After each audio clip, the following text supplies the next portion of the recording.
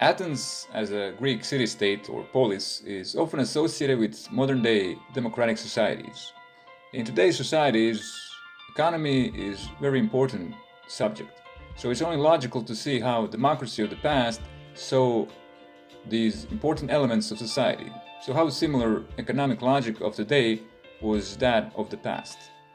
Economics as a science did not exist at that time. Some philosophers were writing about economics activities and their influence on organization of the state and government of that state. However, Xenophon, military leader, philosopher, and historian, was the first to ask a question of effective runnings of a household and improvements of Athens' economy. Living in the 5th and 4th century BC, his main view of economy was that it's a tool in the hands of Athens to achieve her political interests, hegemony in the Greek world.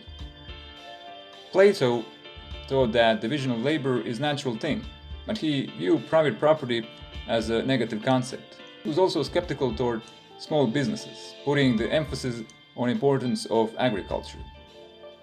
His student, Aristotle, criticized Plato's idealistic understanding of the world.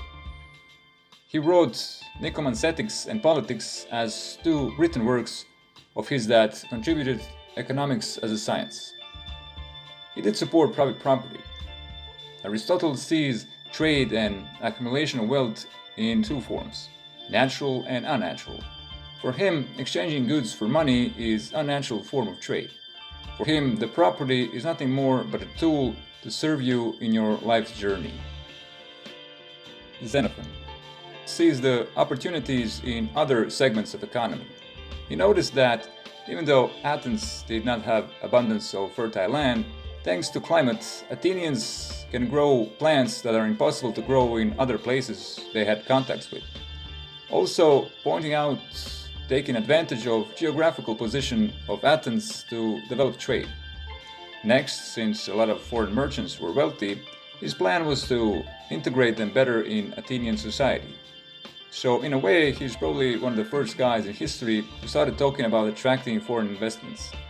He supported giving merchants and ship owners some legal benefits, and stood for quicker and just solving of disputes between merchants, which would speed up the trade.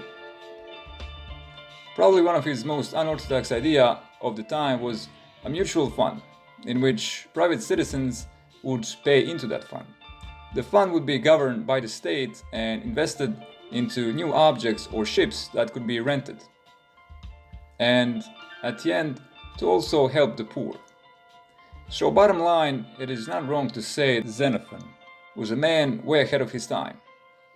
He was talking about foreign investments, global trade, public-private partnership, and social security in the 5th and 4th century BC, long before most of those things would be even taken into consideration.